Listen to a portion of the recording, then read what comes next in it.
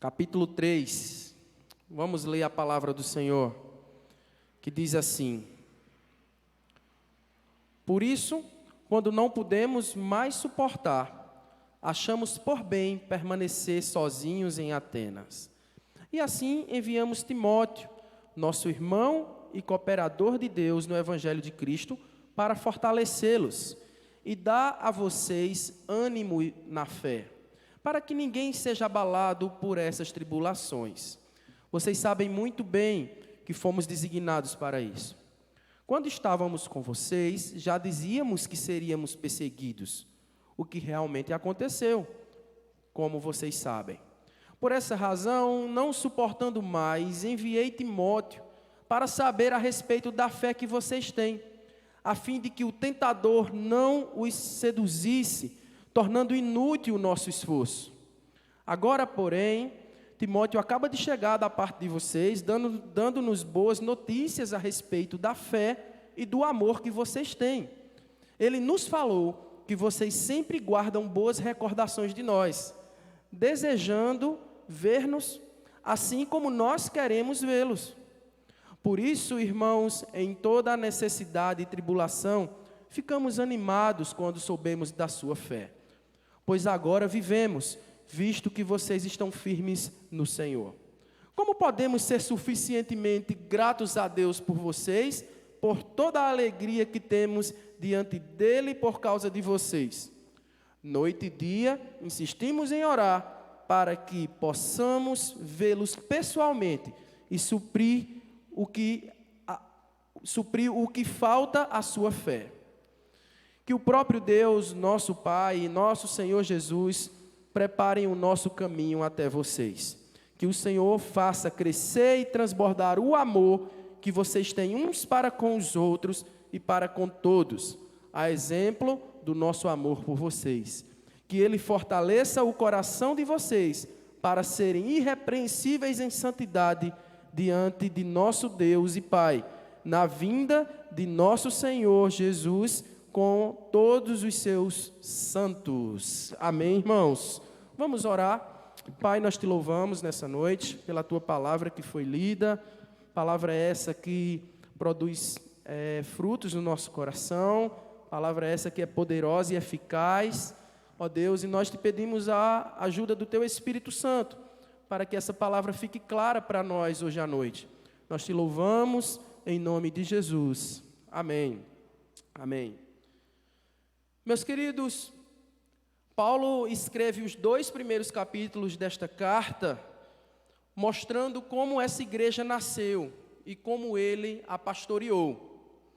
Agora, ele trata do passo seguinte, no processo de amadurecimento dessa igreja. Não é? Ele se preocupa, não é, com a fé desses irmãos.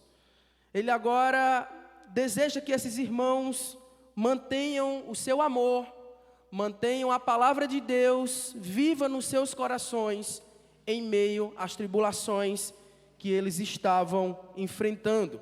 Esse é o foco do capítulo 3. O que é que acontece, irmãos?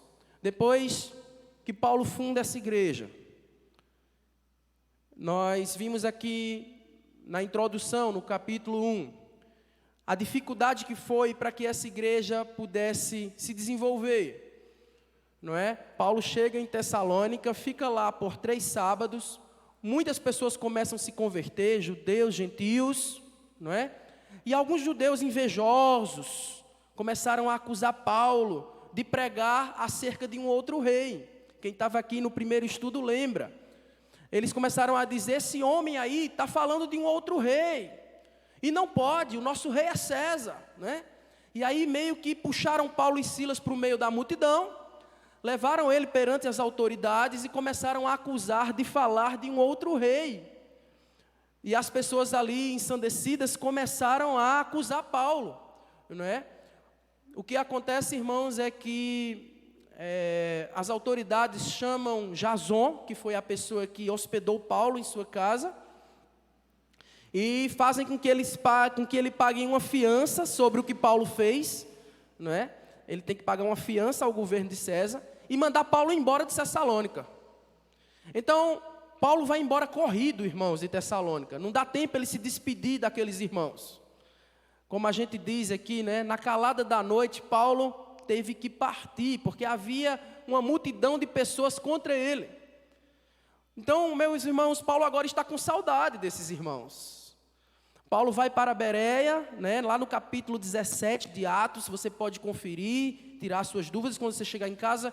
Veja, Paulo sai de Tessalônica na calada da noite e, segundo os estudiosos, eles exigiram de Jason que Paulo nunca mais voltasse em Tessalônica. Né? Jason pagou uma fiança e mandou Paulo embora nessa condição de nunca mais voltar lá. Paulo então vai para Bereia, depois ele vai para Atenas, e é de Atenas que ele fala.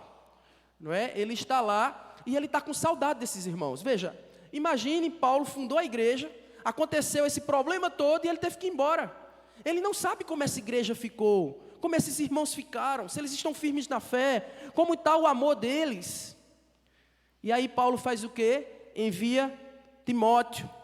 Veja, Paulo está preocupado, irmãos, em dar uma assistência espiritual a essa igreja.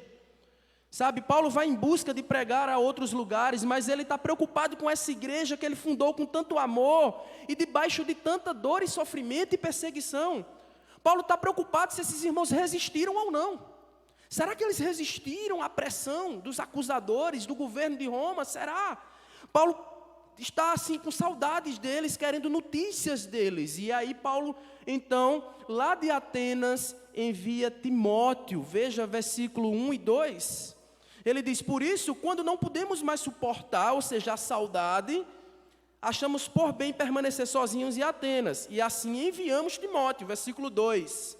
Nosso irmão, agora perceba Paulo destacando aqui características de um verdadeiro, não é, pastor, de um verdadeiro servo de Deus. Ele diz que Timóteo, primeiro ele chama Timóteo de nosso irmão, e depois ele diz cooperador de Deus no evangelho de Cristo. Ele diz: eu estou enviando Timóteo como cooperador de Deus no evangelho de Cristo para fortalecê-los e dar a vocês ânimo na fé. Paulo sabe que ele não pode voltar lá. Havia um acordo com a justiça de que ele nunca mais podia pisar os pés em Tessalônica. Paulo então envia Timóteo para pregar para aquela igreja, para levar uma palavra de saudação, para mandar o abraço de Paulo para aquela igreja e fortalecê-los na fé. Quem está me entendendo até aqui diz amém. Veja, irmãos, aquela igreja, ela foi fundada sobre um ambiente de muita perseguição, sobre um ambiente de tribulação. E aqui eu queria pensar com você, irmãos, o apóstolo Paulo, ele pelo menos destaca 3 verdades sobre as tribulações que atingem uma igreja. A primeira delas, preste bem atenção, a primeira delas é que as tribulações fazem parte da agenda de Deus. Aprenda com essa palavra nessa noite. As dificuldades que nós enfrentamos na nossa vida, os contratempos que passamos no nosso dia a dia, as dores e os sofrimentos, não estão fora da agenda de Deus. Deus sabe todas as coisas. Deus está no comando de todas as coisas. Entenda, meu querido, as tribulações não são acidentes, meramente acidentes por acaso, mas são apontamentos de Deus em nossa vida. Quando você se encontrar num dia difícil, num dia de dor, num dia de tribulação, lembre que Deus está tentando te ensinar algo. É um momento em que você deve manter os seus ouvidos atentos para entender o que Deus quer te dizer. É um momento em que você também tem que estar consciente de que Deus não perdeu o comando das coisas. E você tem que dizer assim: Senhor, de que maneira eu posso glorificar o Teu nome em meio a essa perseguição, em meio a essa tribulação? Veja, irmãos, nós temos que ter essa esperança de que Deus cuida de nós em tempo e fora de tempo. E também o cristão, ele deve ter a consciência de que servir a Deus implica em sofrer. Servir a Deus implica em perseguição. Veja o que diz o versículo 3. Ele diz: eu mando Timóteo para vocês, como cooperador no Evangelho de Cristo, para fortalecê-los e dar a vocês ânimo e fé. Versículo 13, ele diz: para que ninguém seja abalado por essas tribulações. Essa igreja ficou lá, certamente ainda muito caluniada, ainda muito perseguida, não é? Paulo teve que ir embora, mas essa igreja ficou lá, esses irmãos se converteram, eles estavam, não é, eufóricos, felizes, mas estavam sofrendo perseguição de um grupo de judeus que não aceitavam a pregação de Paulo. E Paulo está dizendo assim: eu mandei Timóteo para vocês, para que ninguém seja abalado por essas tribulações. Vocês sabem muito bem que fomos designados para isso. A segunda lição, irmãos, que nós aprendemos, e que a segunda verdade sobre as tribulações e de que forma elas atingem uma igreja, é que os crentes são perseguidos porque eles não são deste mundo. Entenda isso. Eles são chamados do mundo. Os crentes são perseguidos porque eles não são deste mundo. Eles são chamados do mundo. Eles estão no mundo, mas não são do mundo. Eles não amam o mundo, não são amigos do mundo, não se conformam com o mundo. Por isso o mundo os odeia, como diz João 15:19. A vida dos crentes expõe e denuncia os pecados do mundo, sim ou não? O crente em Jesus, ele está toda hora denunciando o pecado do mundo. Nós somos sal e luz desse mundo. O verdadeiro cristão, ele não se conforma com esse século. Ele está toda hora se vendo em oposição ao sistema. Ele está toda hora se vendo contrário às narrativas, aquilo que se prega aí fora na mídia, nos meios de comunicação. O cristão é esse agente de Deus que diz: eu não aceito, eu não concordo, não é assim que diz a palavra. O cristão é esse sujeito que se opõe ao sistema desse mundo, e por isso ele é perseguido. Sabe, irmãos, os crentes são perseguidos porque o mundo não conhece a Deus. Os crentes são perseguidos porque o mundo não conhece a Cristo, nosso Salvador. Os crentes são perseguidos porque o mundo está enganando quanto a Deus e quanto aos próprios crentes. Está enganado, digo, o mundo está enganado quanto a Deus e quanto aos próprios crentes. Por isso, irmãos, que nós sofremos tribulações. Veja aí o versículo 4. Por isso que os crentes são perseguidos. Ele diz assim: quando estávamos com vocês, já dizíamos que seríamos o quê? Perseguidos. O que realmente aconteceu, como vocês sabem. Então aqui está, irmãos, uma segunda lição, né? É que o crente em Jesus, verdadeiramente, ele é a oposição ao sistema desse mundo. Logo, ele se torna um perseguido. Porque o mundo está enganado quanto às verdades de Deus. Porque o mundo está enganado quanto à verdade que está no nosso coração. E quando nós denunciamos o pecado, o mundo diz: não venha mexer comigo, não venha me tirar dessa zona de conforto. O mundo não quer, irmãos, o homem em si não quer deixar o pecado. E o crente é esse que denuncia e diz: está errado, não pode. Deus tem um plano para a sua vida, essa não foi a vida que Deus criou para você viver. Percebam, irmãos, como isso vai de encontro à natureza humana. E é por isso que a igreja é tão perseguida. E é por isso que os crentes são tão perseguidos, por falarem de Jesus, por falarem dessa palavra. Perceba, não foi diferente na igreja de Tessalônica, como diz o versículo 4. Agora veja, versículo 5, diz: por essa razão, não suportando mais, Paulo está falando da sua saudade, enviei Timóteo para saber a respeito da fé que vocês têm. a fim de que, preste atenção agora à parte B do versículo, a fim de que o tentador não os seduzisse, tornando inútil o nosso esforço. Veja, irmãos, Satanás, o inimigo das nossas almas, ele é especialista e estrategista. Ele é muito bom quando se trata de persuadir os crentes a abandonarem a sua fé. Satanás é especialista em persuadir os crentes a darem as costas ao Evangelho no momento da tribulação. Eu não sei se você já percebeu, mas quando nós estamos passando por tribulação, é quando mais Satanás tenta nos confundir. É quando mais pensamentos muitas vezes vêm na nossa cabeça do tipo, será que vale a pena ser cristão? É quando aquele familiar chega e diz, e tu não é crente agora? Por que tu está passando por isso? Ué, e tua vida não ia melhorar? Não ia dar tudo certo? Onde está o teu Deus?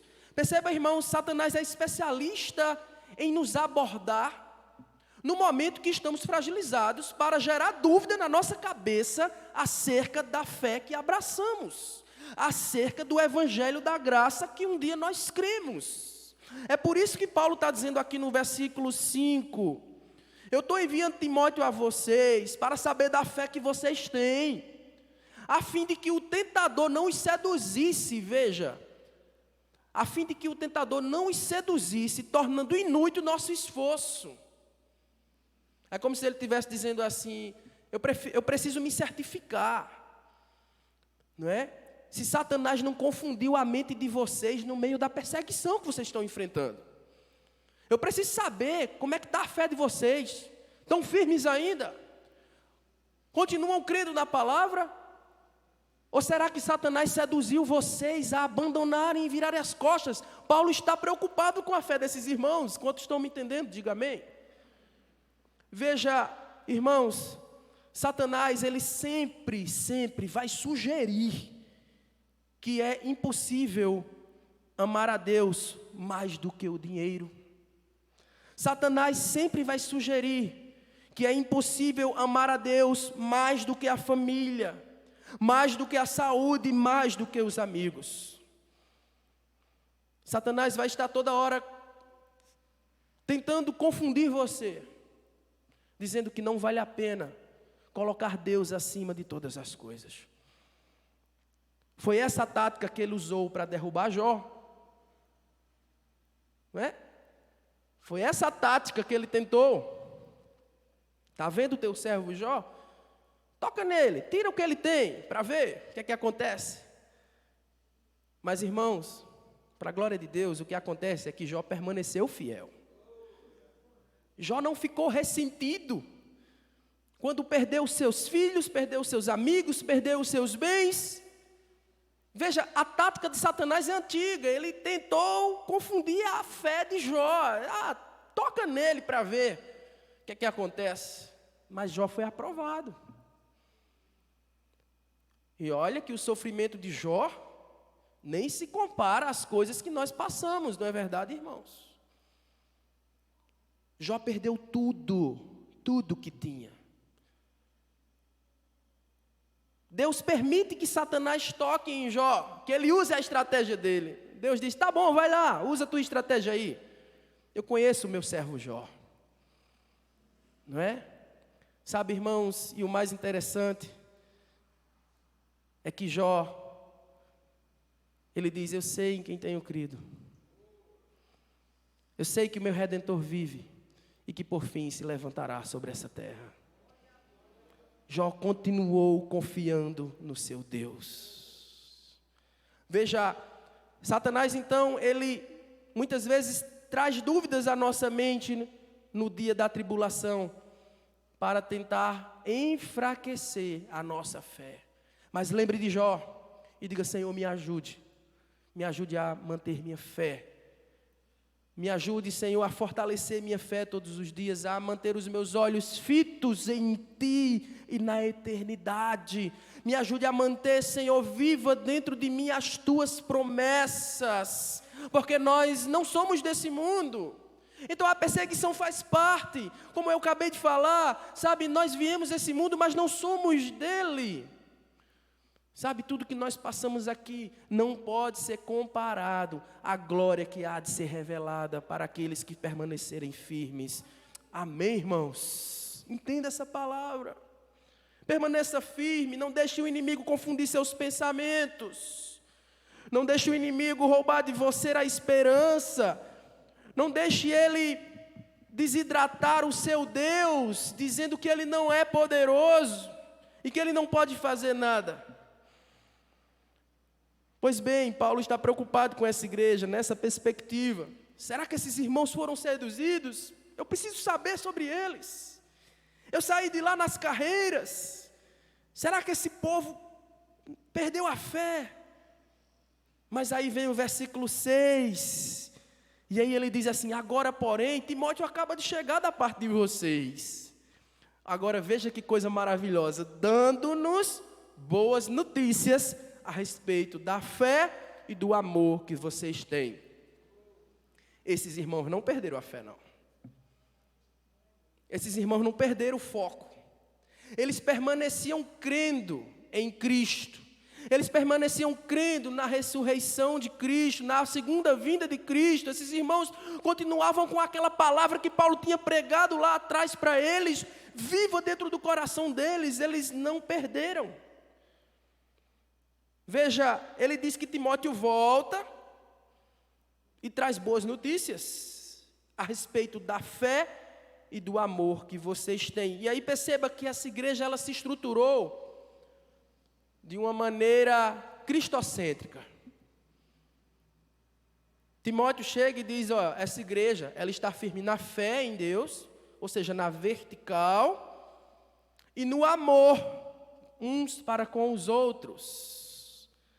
Perceba, a cruz ela tem esse simbolismo, né? Quando ela aponta para cima, ela está simbolizando a nossa fé naquele que está lá em cima. A fé no nosso Pai, no nosso Senhor. Mas ela também é horizontal, dizendo que nós precisamos viver em amor uns com os outros. Perceba, essa igreja, ela se manteve na fé e no amor. Aí a parte B do versículo diz, ele nos falou que vocês sempre guardam boas recordações de nós. E aí ele fala dele mesmo, ele diz, desejando ver-nos, assim como nós queremos vê-los. Paulo estava com saudade, esses irmãos também estavam com saudade.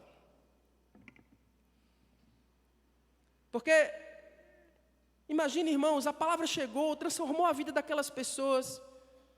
Eu imagino a admiração que aqueles irmãos nutriam por Paulo, mas de repente Paulo teve que ir embora, por pressão política. Não deu tempo nem dar um abraço, dizer tchau, Paulo, até a próxima, quando é que tu vem aqui de novo? Não deu tempo. Paulo teve que partir. Não deu tempo, se despedir, perguntar nada. Esses irmãos estão desejando ver Paulo. Paulo também deseja vê-los. Que coisa linda, irmãos. Sabe, Timóteo traz essas boas notícias, mostrando que esses irmãos estão firmados na fé e arraigados no amor uns pelos outros. Mas não apenas isso, eles estão fortalecidos no meio da mais terrível tempestade e perseguição. Porque manter a fé viva e o amor entre os irmãos, quando tudo está bem, parece fácil. Agora, manter a fé viva e a comunhão entre os irmãos, diante de uma terrível tempestade de perseguição e provação, veja, já é outra história. Sabe, irmãos, e as provações que aqueles irmãos estavam vivendo ali, em vez de destruí-los, os fortaleceram cada vez mais. Em vez de separá-los, os uniram ainda mais.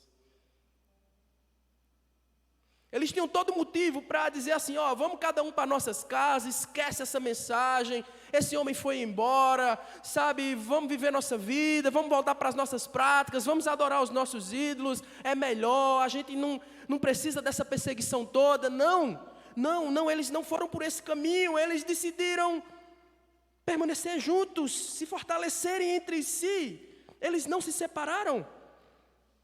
Sabe, e a fé deles estava cada vez mais viva. Sabe, irmãos, isso aqui nos deixa uma grande lição. Porque muitas vezes, quando nós estamos enfrentando uma situação difícil, a primeira coisa que muitos fazem é deixar de vir à igreja, é deixar de manter a comunhão com os irmãos.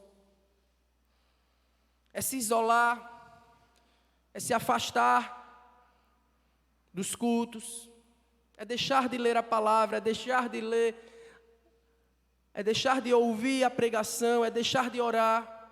Mas não foi isso que esses irmãos fizeram. Pelo contrário, eles se fortaleceram cada vez mais. Quando você estiver enfrentando dificuldade, aí sim que você tem que vir para a igreja. Quando você estiver passando pela prova, aí sim que você tem que chegar aqui, antes do culto começar, dobrar seus joelhos, orar e dizer, Senhor, me ajuda. Não é se isolar e entrar num quarto e ficar lá reclamando da vida. Não. Sabe, irmãos, é assim que nós vamos sendo fortalecidos uns com os outros. E há um segredo, né, nessa comunhão que nós temos. Nós vimos a igreja, e quando a gente chega aqui, a gente escuta uma palavra, a gente ganha um abraço do irmão, a gente aperta a mão do irmão, o irmão pergunta, como é que você está? Eu estou bem, é terapêutico isso. Alguém vem, traz uma palavra, alguém vem, né? E marca um dia para ir lá na nossa casa tomar um café, fazer alguma coisa. Veja, é assim que a igreja vai se fortalecendo, irmãos. Nós precisamos nos expor. Nós precisamos procurar mais ainda a presença de Deus, porque é ela que nos sustenta. A presença de Deus e a comunhão com os irmãos. Lembremos que nós temos uma família. Olhe para o seu lado aí e veja a família que Deus te deu. Como diz aquela música, tenho vida, tenho alegria em todo tempo. Tenho amigos, tenho família, tenho muitos irmãos. Irmãos de sangue, irmãos pelo sangue de Cristo. Não é? Irmãos que foram adotados. Né? Todo mundo aqui é irmão, olha a família que Deus te deu, que coisa maravilhosa. E foi isso que essa igreja de Tessalônica fez. Diante da dor, da tribulação, da perseguição, eles não perderam a fé e não soltaram as mãos uns dos outros. Eles se fortaleceram. E disseram assim, a gente vai ficar junto. A gente vai continuar crendo na palavra que nós ouvimos de Paulo. Mesmo Paulo não estando aqui. Mas que coisa maravilhosa, que Timóteo vai lá, traz notícia para Paulo e diz, está tudo certo. Essa igreja está firme. Essa igreja permanece firme na fé e no amor. Que coisa maravilhosa, né, irmãos? Veja, versículo 7, ele diz, por isso, irmãos, em toda a nossa necessidade e tribulação, ficamos animados como soubemos da fé de vocês. Paulo até ficou animado. Paulo estava lá em Atenas, ia começar um trabalho lá já. E aquilo ali meio que renova as forças de Paulo. Paulo era humano, não é? Paulo devia estar sofrendo por não ter mais notícia dessa igreja, mas nesse momento ele sente um renovo do Senhor. Ele sente uma motivação vinda do céu. E ele diz assim, em toda a nossa necessidade e tribulação, ficamos animados quando soubemos da sua fé. Pois agora vivemos, visto que vocês estão firmes no Senhor, firmes nas promessas do nosso Salvador. Paulo ficou animado. Que coisa boa que vocês estão firmes, que essa igreja não se desintegrou. Glória a Deus por isso. Versículo 9. Ele meio que faz uma pergunta para ele mesmo. Como podemos ser suficientemente gratos a Deus por vocês? Por toda a alegria que temos diante dele, por causa de vocês. Né? Paulo está ali expressando assim, né, a sua gratidão a Deus, né? Se sentindo insuficiente diante de tudo que Deus tem feito na sua vida, não é? E por ele ver que o seu ministério estava sendo próspero, né?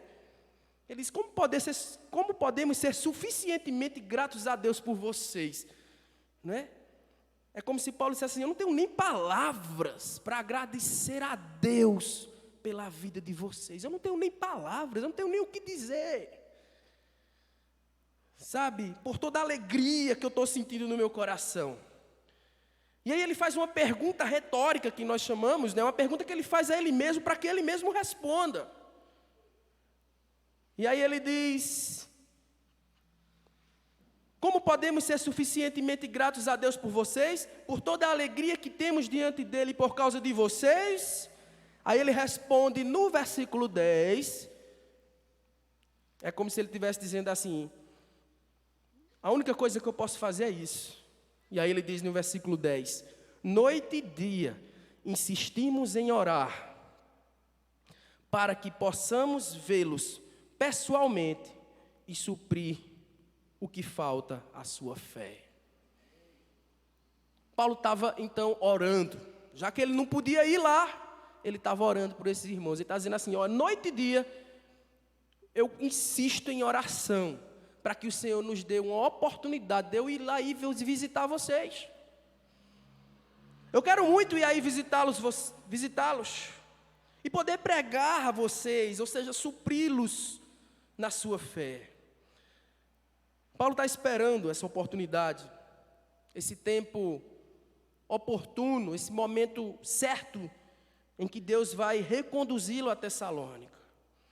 E aí do versículo 11 ao versículo 13, Paulo então começa a orar.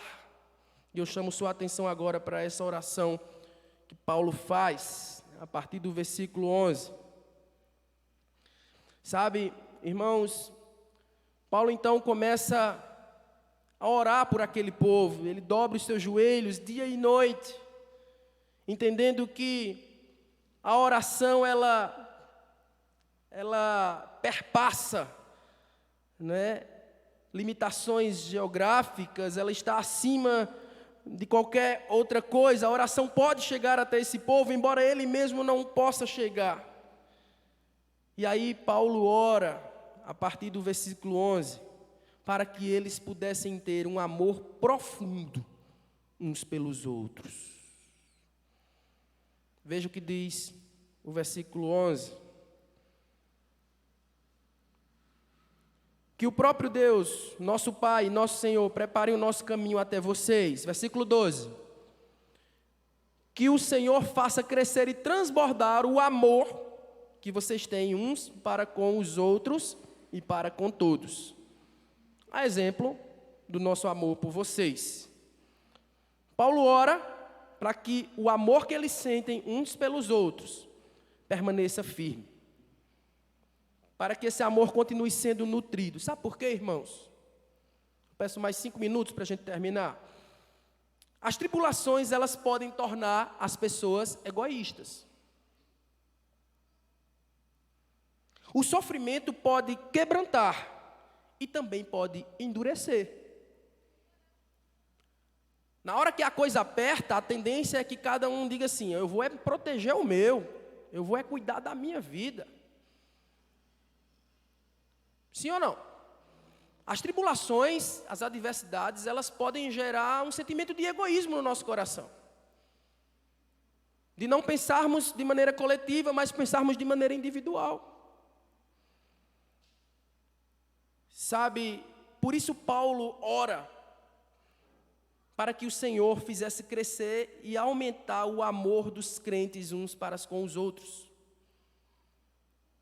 A oração de Paulo é que os crentes possam transbordar em amor e abundar de tal maneira que esse oceano de amor, uma vez cheio, alcance os limites de suas bordas e venha derramar de tal forma que ele alcance não só os irmãos em Cristo, mas até os de fora.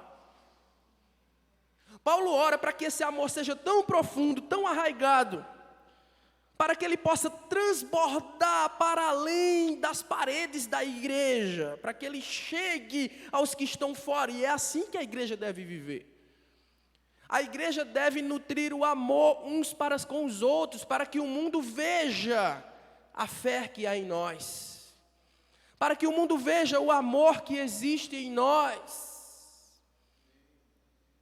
sabe, para que as pessoas digam assim: eu quero ir sim nessa igreja, eu quero ver como é, como as pessoas estão sorridentes, como as pessoas se abraçam, como as pessoas estão juntas, sabe, para que esse amor transborde e alcance os de fora.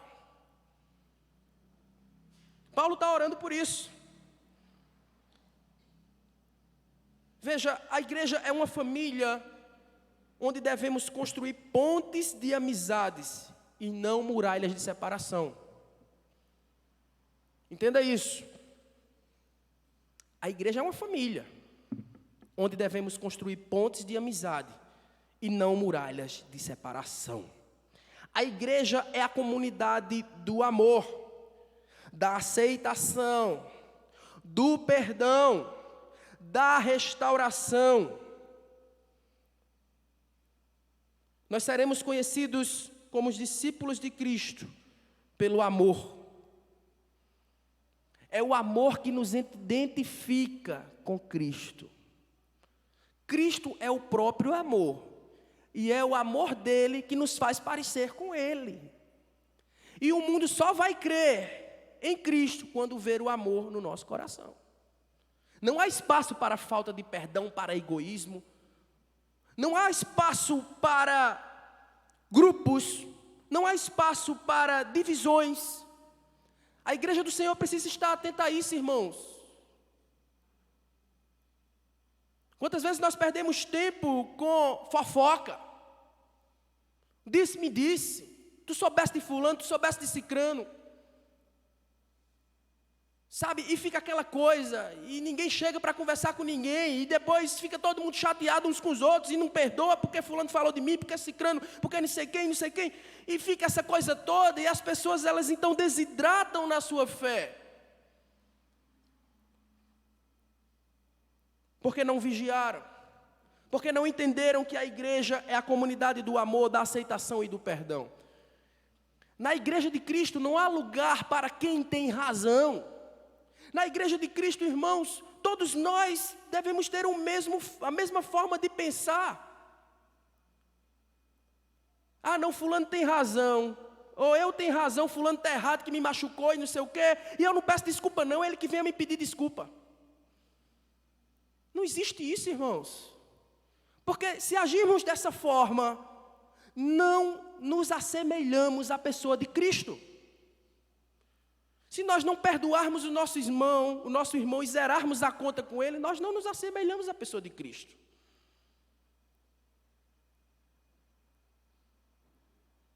Sabe, somos de Cristo quando nós perdoamos. Quando nós encerramos o disse-me disse, o fala para lá e o fala para cá. Somos de Cristo quando muitas vezes damos o outro lado, como diz a palavra de Deus. Não é? Damos o outro lado da nossa face para que batam. O Evangelho de Cristo nos impõe a isso. E se a igreja não está em amor, a igreja está desorientada. Se a igreja não prega esse amor e não vive esse amor, ela está distante dos propósitos de Deus. Aquele que diz que ama a Deus, mas não demonstra amor pelo seu irmão, nunca viu Deus. O maior de todos os mandamentos é o amor. Os dons espirituais sem amor de nada valem. O zelo doutrinário sem amor não agrada a Deus. E o amor não deve ser apenas de palavras, mas de fato e de verdade, ou seja, de forma prática. Não é quem ganha, não é quem perde. Todos perdemos no reino de Deus. Todos nós perdemos por amor a Cristo. Não é quem tem razão e quem não tem razão. Ninguém tem razão. Está todo mundo errado. é a graça que nos sustenta. É a graça que nos mantém de pé. O reino em que um tem razão e o outro não tem razão, um que o ganha e o outro perde, é o reino de César. É o reino do mundo. Lá sim, um ganha e o outro perde, um tem razão, o outro não tem. No reino de Deus ninguém tem razão, não. No reino de Deus estava todo mundo indo para o inferno e Deus dizia assim, venham para cá. Está todo mundo errado e venha todo mundo para perto de mim. É assim, irmãos. E não adianta nós falarmos do amor apenas da boca para fora, mas de fato e de verdade. Paulo orou para que eles pudessem ser santos na presença de Deus até a volta de Jesus. Veja o versículo 13. Paulo diz que ele fortaleça o coração de vocês para serem irrepreensíveis em santidade diante de nosso Deus e Pai, na vinda de nosso Senhor Jesus Cristo, com todos os seus santos. Paulo, então, ora primeiro para que eles mantenham o amor deles vivo entre si, e agora Paulo ora para que eles pudessem ser santos na presença de Deus até a volta de Jesus. Irmãos, aqui está o direcionamento de Deus para a sua igreja. A segunda vinda de Cristo motiva os crentes a uma vida de santidade. Quando você vai receber uma visita na sua casa, você faz o quê? Você prepara a casa. Você não deixa a casa desarrumada. Você prepara o lanche, você arruma a casa, você lava o banheiro. Esperar por Cristo deve fazer com que nós arrumemos a nossa casa, porque nós estamos esperando a visita, nós estamos esperando Ele chegar. Quando Cristo chegar, vai encontrar a casa desarrumada, desmantelada? Que coisa feia. Sabe, irmãos, o cristão, ele entende, o verdadeiro cristão, ele entende que esperar a vinda de Cristo significa manter a casa em ordem, ou seja, significa viver em santidade. Quem está entendendo isso aqui diz amém. Se nós cremos que Jesus vai voltar, se cremos que Ele vai julgar os vivos e os mortos, se cremos que vamos comparecer perante o seu tribunal para dar contas de nossa vida, então precisamos viver em santidade de vida. Diga amém. Aqui está, irmãos, uma convocação para a igreja do Senhor. Certamente estamos vivendo os fins do tempo. E como está a sua vida? Como está o seu altar? Paulo está dizendo assim, que Ele fortaleça o coração de vocês para serem irrepreensíveis em santidade diante de nosso Deus e Pai, na vinda de nosso Senhor Jesus Cristo. É como se Paulo estivesse dizendo, olha, eu oro para que quando Cristo voltar, encontrem vocês santos. Encontrem vocês firmes na fé que abraçaram. E essa é uma palavra para nós nessa noite, meu irmão, minha irmã. Diga amém. Você tem orado pela igreja para que os crentes sejam mais firmes na fé e mais arraigados no amor? Vou fazer 3 perguntas para encerrar. Você tem orado por sua igreja para que os crentes ou que você mesmo seja mais firme na fé e mais arraigado no amor de Cristo? Você está vivendo em santidade? Você está preparado para a segunda vinda de Cristo? Só quem disse amém foi a irmã Glória e a irmã Sônia. Vamos dizer mais forte? Você está vivendo em santidade? Você está preparado para a segunda vinda de Cristo? Amém. Você está orando para ser mais firme na fé e mais arraigado no amor? Amém. A minha oração nessa noite, irmãos, é para que possamos viver diante dEle em santidade, em amor, mantendo a nossa fé firme nas suas promessas todos os dias. A única maneira de nos prepararmos para nos encontrarmos com Deus é vivermos diariamente com Deus. Amém? Vamos ficar de pé e vamos orar em nome de Jesus?